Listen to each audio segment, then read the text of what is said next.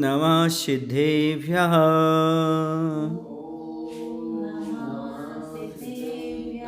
ॐ नमः सिद्धेभ्यः।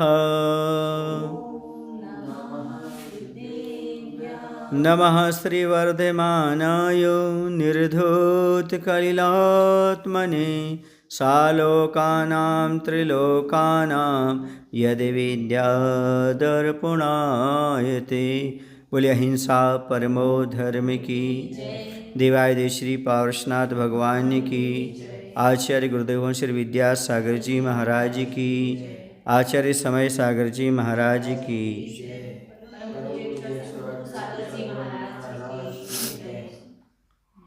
अपना प्रकरण चल रहा था बंद विच्युति का। अब आप जो हमने बंद का समझा था, अब समझेंगे क्या उन प्रकृति का। प्रकृतियाँ जो है ना, उस प्रकृतियों का स्थिति बंद कैसा होता है। ठीक है, स्थिति बंद को समझते हैं। ज्ञानावरण आदि मूल प्रकृतियों का स्थिति बंद कितना है। ज्ञानावरण, दर्शनावरण, अंतराय और वेदनी, इनका उत्कृष्ट स्थितिबंध 30 कोड़ा कोड़ी सागर है। नाम और गोत्र का 20 कोड़ा कोड़ी सागर है। मोह का 70 कोड़ा कोड़ी सागर है और आयु कर्म का 33 सागर है। मात्र 33 सागर। ठीक है ना, क्योंकि नरक की अपेक्षा लो या स्वर्ग की अपेक्षा लो। अब यहाँ पर विशेष समझने की बात यह है कि दर्शन मोहिनी माने मिथ्यात्व का 70 कोड़ा कोड़ी सागर है और चारित्र मोहिनी का 40 कोड़ा कोड़ी सागर है। ठीक है, और असाता और साता वेदनी के 2 वेद हैं, तो असाता वेदनी का 30 कोड़ा कोड़ी सागर है और साता वेदनी का 15 कोड़ा कोड़ी सागर है। मतलब आधा हो गया। असाता का 30 कोड़ा कोड़ी सागर हो गया और साता का 15 कोड़ा कोड़ी सागर हो गया। फिर से समझिए इस चीज़ को, 1 मिनट में समझिए।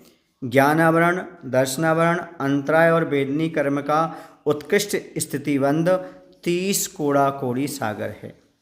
नाम और गोत्र का 20 कोड़ा कोड़ी सागर है। मोहिनी का 70 कोड़ा कोड़ी सागर है। आयु कर्म का 33 सागर है। विशेष समय ये है, मोहिनी के 2 भेद हो जाते हैं, दर्शन मोहिनी और चारित्र मोहिनी। तो दर्शन मोह मिथ्यात्व का 70 कोड़ा कोड़ी सागर हो जाएगा और चारित्र मोहिनी का 40 कोड़ा कोड़ी सागर हो जाएगा। अब जो वेदनी का है, ठीक है ना, वेदनी का कितना लिया था उत्कृष्ट स्थिति बंद 30 कोड़ा कोड़ी, तो उसमें असाता वेदनी का 30 कोड़ा कोड़ी सागर है और साता वेदनी का 15 कोड़ा कोड़ी सागर है। ये हो गया ज्ञानावरण आदि मूल प्रकृतियों का स्थिति बंध। ठीक है, अब मूल प्रकृतियों का जघन्य स्थिति बंध, जो उत्कृष्ट अधिक से अधिक बनेगा तो इतना बंधेगा। अब कम से कम जघन्य स्थिति बंध होगा तो कितना होगा। वेदनी का जघन्य स्थिति बंध 12 मुहूर्त है। किसका? वेदनी का 12 मुहूर्त है। नाम और गोत्र का 8 मुहूर्त है तथा शेष कर्मों का अंतर मुहूर्त है। प्रकृतियों का जघन्य स्थिति बंध विच्युत्ति के समय होता है, जो उसकी विच्युत्ति होने लगती है उस समय होता है। अर्थात जिस प्रकृति की जहाँ बंध विच्युत्ति होती है वहीं होता है। विशेष समझिए अपन, जिस तीर्थंकर प्रकृति तथा आहारक युगल का जघन्य स्थिति बंध अंतः कोड़ा कोड़ी सागर होता है। मनुष्यायु तथा त्रेंचायु का जघन्य स्थिति बंध जगह अंतर्मुहूर्त तथा देवायु और नरकायु का 10,000 वर्ष होता है। ठीक है ना, जघन्य स्थिति बंध, क्योंकि वहाँ पर सबसे कम आयु कितनी है, नरकों में भी 10,000 और देवों में भी 10,000। ये बात समझ में आई? फिर से समझ लो इसको। मूल प्रकृतियों का जघन्य स्थिति बंध, वेदनी का जघन्य स्थिति बंध 12 मुहूर्त, नाम और गोत्र का 8 मुहूर्त, शेष कर्मों का अंतर मुहूर्त है। प्रकृतियों का जघन्य स्थिति बंध विच्युत्ति के समय होता है, अर्थात जिस प्रकृति की जहाँ बंध विच्युत्ति होगी वहीं होता है। विशेष समझे इसको, तीर्थंकर प्रकृति तथा आहारक युगल का जघन्य स्थिति बंध अंतः कोड़ा कोड़ी सागर है।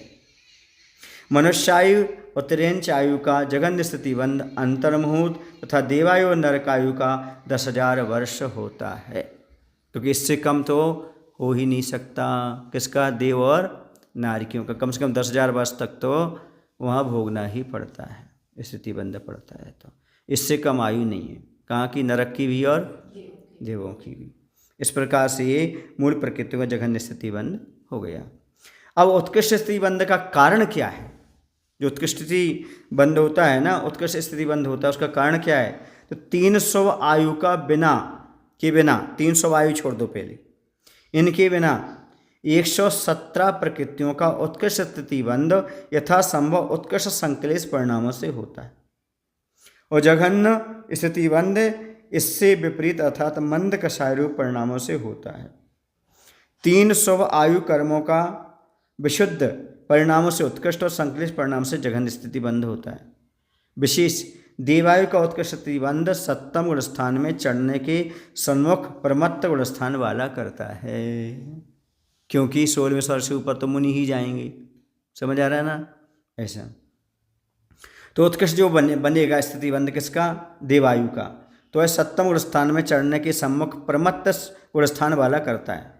आहारक युगल का उत्कृष्ट स्थिति बंध छठे गुण स्थान में उतरने के सम्मुख सप्तम गुण स्थान वाला करेगा, क्योंकि आहारक तो क्या ही होगा बंध। और तीर्थंकर प्रकृति का उत्कृष्ट स्थिति बंध नरक जाने के लिए सम्मुख चतुर्थ स्थानवर्ती अवरत सम्यक दृष्टि करता है, क्योंकि उती से नरक तक यदि वहाँ पर जाता है तो, है ना। तीर्थंकर, आहारक और देवायु इन 4 प्रकृतियों के सिवाय अन्य 116 प्रकृतियों का उत्कृष्ट स्थितिबंध मिथ्या दृष्टि जीव ही करता है। क्या कह रहे? तीर्थंकर को छोड़ दो और आहारक दुख को छोड़ दो, इसके साथ साथ देवायु को छोड़ दो। क्यों छोड़ दो? क्योंकि सम्य दृष्टि की बात है ना। इनको छोड़ करके, इन 4 को छोड़ के अन्य 116 प्रकृतियों का उत्कृष्ट स्थितिबंध मिथ्या दृष्टि जीव ही करता है। समझ आ रहा? किसको छोड़ दिया उन्होंने? तीर्थंकर को, आहारक दुख को और देवायु को। ठीक है, इस समझ में आया कि नहीं आया? क्या कहा उन्होंने? सबसे पहले 300 वायु के बिना, पहले 300 वायु छोड़ दो, तो कौन सी रह जाएगी? नरक आयु अकेली रह जाएगी। जो 117 प्रकृतियाँ उनका उत्कृष्ट बंध जो होगा वह यथासंभव उत्कृष्ट संकलेश परिणामों से होगा। उत्कृष्ट संकलेश परिणाम होंगे तभी उनका उत्कृष्ट स्थिति बंध होगा, क्योंकि इस सब को छोड़ करके। अब कह रहे और जघन्य स्थिति बंध इससे विपरीत अर्थात मंद कषाय रूप परिणामों से होगा। मंद कषाय होगी तो स्थिति कम पड़ेगी। 3 शुभ आयु का विशुद्ध परिणामों से उत्कृष्ट होगा। 300 आयु का विशुद्ध परिणाम होगा तो उत्कृष्ट होगा, और संकलेश परिणामों से जघन्य स्थिति बंध होगा। ठीक है। देवायु का उत्कृष्ट स्थिति बंध सप्तम गुण स्थान में चढ़ने के सन्मुख परमत्त गुण स्थान वाला ही करेगा। ठीक है ना। जो छठे गुण स्थान वाला है वह करेगा। ठीक है, वो किसके? सप्तम गुण स्थान में चढ़ने के सम्मुख है तब। आहारक युगल का उत्कृष्ट स्थिति बंध छठे गुण स्थान में उतरने के सम्मुख सप्तम गुण स्थान वाला करेगा, तो उसकी विशुद्धि ज़्यादा रहेगी। सप्तम जब छठे में आने लगेगा तो। और तीर्थंकर प्रकृति का उत्कृष्ट स्थिति बंध नरक जाने के लिए सम्मुख चतुर्थ स्थानवर्ती अवृत सम्य दृष्टि करता है। अब यहाँ से कोई सम्य दृष्टि है, नरक जाने वाला है तो अंतर्मुहूर्त पहले सम्य दृष्टि तो रहेगा, उसके बाद प्रश्न मिथ्या दृष्टि हो जाएगा। वो तीर्थंकर प्रकृति को लेकर भेज जा रहा है, कोई नरक जाएगा तो ऐसा हो जाएगा। पर यहाँ पर जो होगा वह है सम्मुख चतुर्थ गुण स्थानवर्ती अवृत सम्य दृष्टि करता है। ठीक है ना, क्योंकि नरक तो कौन जाएगा? पहले जिसने नरकायु का बंध कर लिया है। नरकायु का बंध करना संयम ले नहीं सकता, इसलिए कौन सा गुण स्थान रहेगा उसका? चौथा ही रहेगा, सम्य दृष्टि रहेगा। तो समय जा रहा है, उस समय करेगा वह। ठीक है, क्या अर्थ हुआ इसका? तीर्थंकर प्रकृति का स्थिति बंध नरक जाने के लिए सम्मुख चतुर्थ गुण स्थानवर्ती अवृत सम्य दृष्टि करता है। तीर्थंकर, आहारक और देवायु इन 4 प्रकृतियों के सिवाय अन्य 116 प्रकृतियों का उत्कृष्ट स्थितिबंध मिथ्या दृष्टि जीव ही करता है। अब आबादा किसे कहते हैं? आबादा बोलते हैं ना। तो कर्म रूप होकर आया हुआ द्रव्य, जो द्रव्य है वो कर्म रूप परिणत हो गया। जब तक उदय या उदीर्णा रूप ना हो तब तक के काल को आबादा कहते हैं। समझ गए? कर्म बंध गया, बनने का जब तक वह फल ना देने लगे, उदय ना हो जाए, तब तक उसके बीच की स्थिति क्या कहलाएगी? आबादा काल कहलाएगी। इसको बोलते हैं आबाधा, क्योंकि वह पड़ा हुआ है, हाँ सत्ता में है। आबादा काल है, जब उदय में आने लगेगा उसके पहले आबादा समाप्त हो जाएगी। समझ गए? तो क्या अर्थ हुआ इसका? आबादा किसे कहते हैं? कर रूप होकर आया हुआ द्रव्य जब तक उदय का या उदीर्ण रूप ना हो तब तक के काल को आबादा कहते हैं। अब किस कर्म की कितनी आबादा होती है ये भी समझें। आबादा का विचार उदय और उदीर्णा के भेद से दो प्रकार का होता है, उदय की अपेक्षा से और उदीर्णा की अपेक्षा से। उदय की अपेक्षा आयु कर्म को छोड़ करके, किसको छोड़ करके?